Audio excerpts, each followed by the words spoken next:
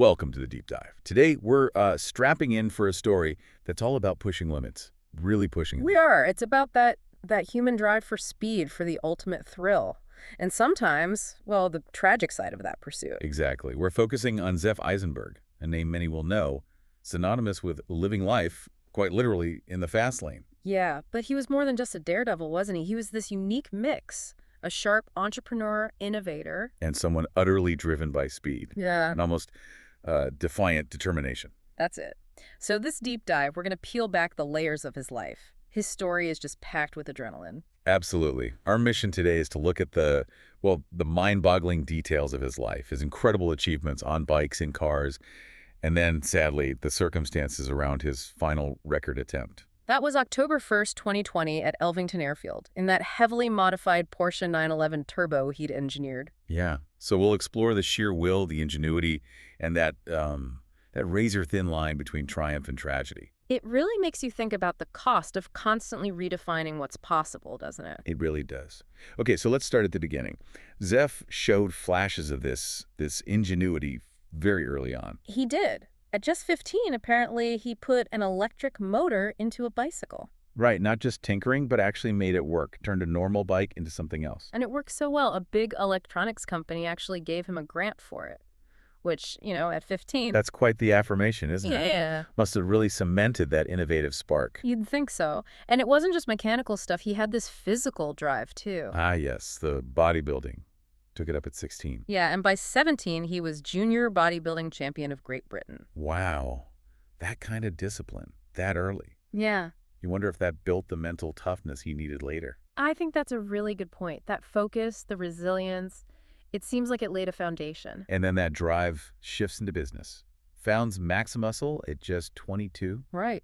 The sports nutrition company. Yeah. And builds it up into something massive. Massive enough to sell to GlaxoSmithKline in 2011 for, what was it, $162 million? Yeah, an incredible sum.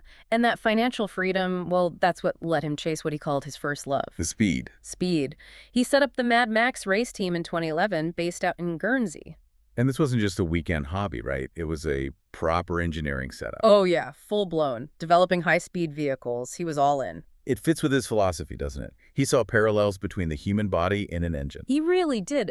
Both need the best care, the right fuel, meticulous maintenance to perform at their absolute peak. It's like he saw himself and the machine as one system, pushing both human and mechanical limits together. Exactly, which is fascinating when you think about his later recovery. Maybe that mindset was key. So he starts pushing those limits. He'd already done stuff with V8s, drag bikes, but then he aims for something completely out there. Ah, the Mad Max turbine bike. The world's most powerful turbine motorbike. He wanted it to be. That sounds insane. It kind of was. We're talking a Rolls-Royce helicopter engine, a C-250 gas turbine. In a motorbike frame. How does that even work? Well, that was the challenge, taking an engine designed for, lift in a helicopter and making it work horizontally at insane speeds. Must have been an engineering nightmare. It took him 5 years. 5 intense years, yeah. Reimagining the physics, really. It ended up with over 500 horsepower, just a beast of a machine. And he achieved success with it, didn't he? A world record. He did. A Guinness World Record, fastest turbine bike, hit 225 miles per hour, a huge milestone. But with that kind of power, that kind of ambition, the risks are just enormous. And that risk became brutally real in 2016. Pennine Sands, Wales, going for the motorcycle land speed record. What happened? Disaster. He came off the bike at 234 miles per hour. 234. Yeah. Described as the fastest motorbike crash in British history. It's catastrophic. I remember reading about this. He was presumed dead at the scene? Initially, yes. Airlifted out. The injuries were horrific. Broke 11 bones, pelvis, hip, femur, multiple major breaks. And the prognosis. Doctors told him flat out, you will never walk again. Wow. For someone whose life is built around physical limits, Yeah. how do you even process that? It's hard to imagine. But his recovery, it wasn't just physical. It was like he applied that same engineering focus to himself. That philosophy again. Exactly. 3 months in hospital, 3 in a wheelchair, 6 months learning to walk. He said by July 2017, he was 90% recovered.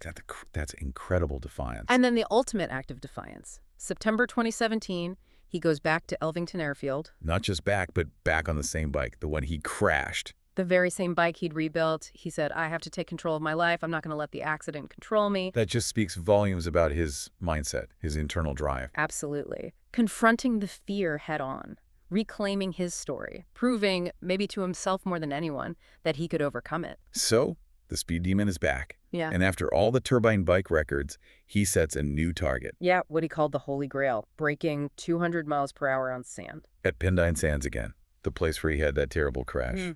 The very same place. And in May 2018, he does it.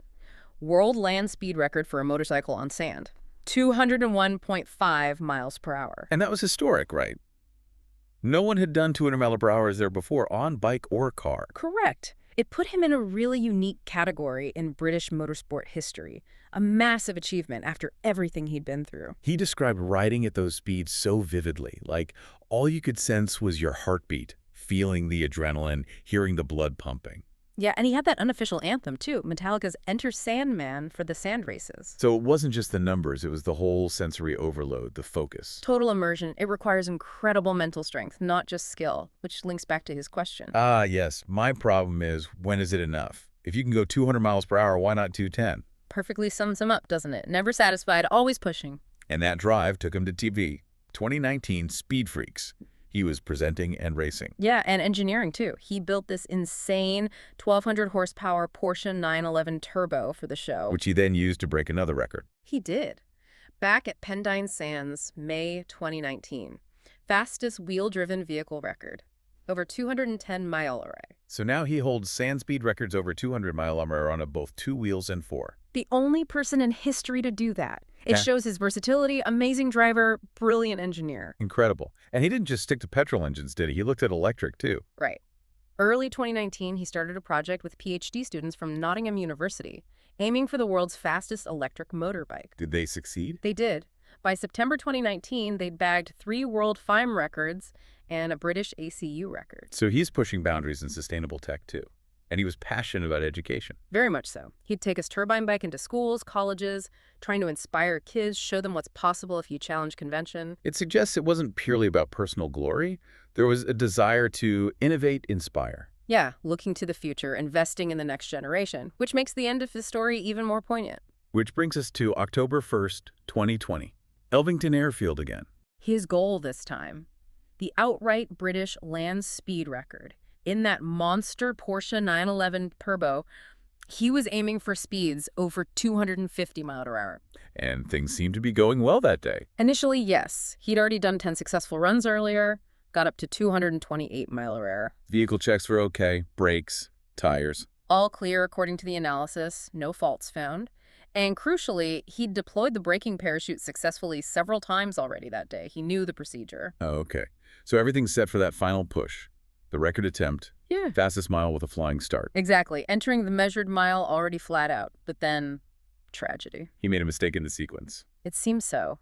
The analysis concluded he hit the brakes before deploying the parachute. And that destabilized the car. Catastrophically. A race marshal, Graham, saw it, said the car looked smooth, then the chute deployed, and immediately the back end lifted and went right. So the marshal's view was sequence error. Yes. His opinion was Eisenberg got the braking and parachute sequence wrong. And collision investigators found footage showing a tiny but noticeable twitch on the steering wheel just before control was lost. And the parachute system itself. There was something about how it was set up. Yes, this is quite telling. The modified Porsche needed him to physically take his left hand off the wheel to pull a deployment lever. Even though there was an alternative, a button on the wheel. Apparently so. Michael Houseman, who fitted the chute system, noted that Zef, well, he would not be told once he had something in his head. He'd been specifically advised to deploy the chute before braking. That insistence.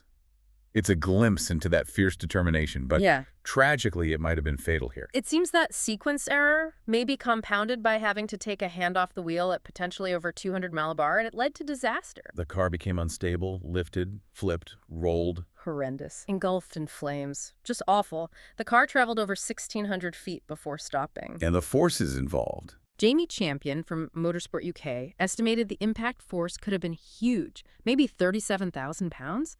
That's like 218 times Zef's body weight. Unsurvivable, basically. That was the conclusion. He died there at the scene, aged 47, multiple traumatic injuries. In the official ruling. Coroner Jonathan Heath ruled it misadventure, the unintended consequence of his own deliberate actions. Such a tragic end to an extraordinary life.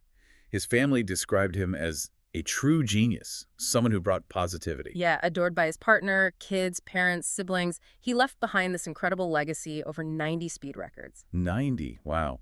On bikes and cars.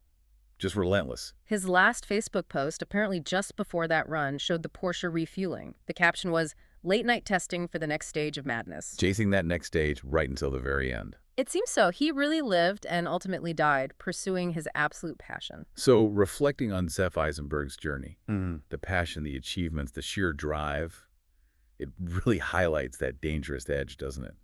Between ambition and risk. He defied the odds so many times, survived that horrific 2016 crash, only for a split-second error to be fatal, right at the limit of performance. When you hear his story, what does it tell you about that human need to define possible and then just smash right through it? What makes someone pursue things with such incredibly high stakes, even after near-death experiences? It's a profound question about human nature, I think. He really makes you think. Okay. Especially his own culture. When is it enough? So the thought we'll leave you with is this. Reflecting on Zef's life, what limits do we accept in our own lives and which ones do we feel that pull to challenge even when the risks seem daunting? Something to ponder. Indeed. Thanks for diving deep with us today.